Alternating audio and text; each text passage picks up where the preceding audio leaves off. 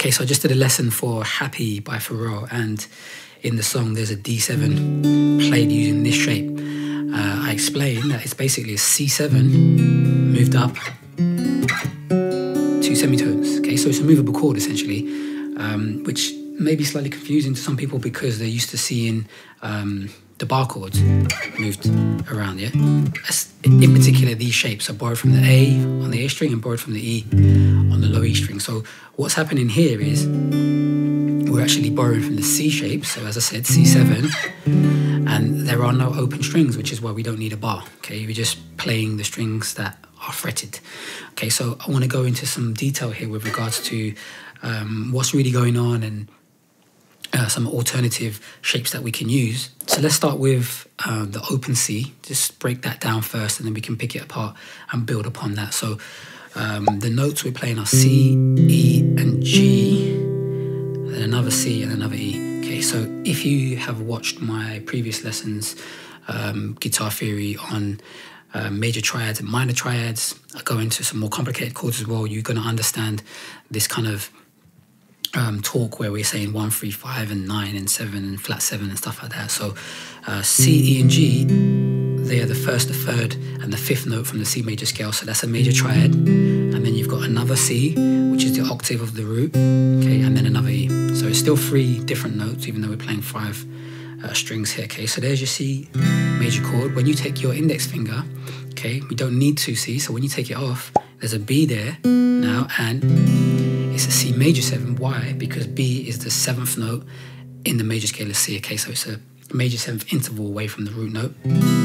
Okay, problem with that is we try and move that up and we got problems. Yeah, let's say we said that was B, right? So behind the B or below that is a B flat, so that would make it a C dominant 7. So we can get that here on the G string 3rd fret, and now we're playing a C7. Okay, so now the middle 4 strings are all being fretted. We can move that up and play C, C sharp, D7, D sharp and E7. Okay, so 12 chords now played with a different shape if you're only using the E and the A. If we said that was the flat 7, we look at the index, we said it was the octave. Behind it was the major 7 and the dominant 7, but what about above it? So if you go up 2 semitones, 2 frets, you're going to have the 9th note. So now we're playing a D, which is the 2nd and 9th note in the scale of C. So now that's actually a C9. C9 chord, right? So, and we may want to do something with that 9, so an altered chord.